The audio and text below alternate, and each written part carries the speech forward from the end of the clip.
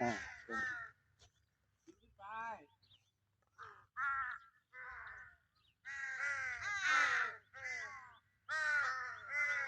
เดี๋ยวจะถ่ายฉากบินลงมาจากต้นไม้ที่สวยนะ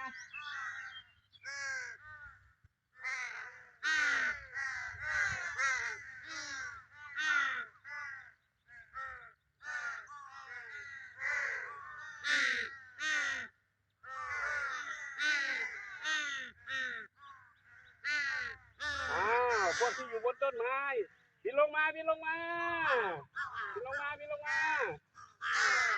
บินลงมาบินลงมา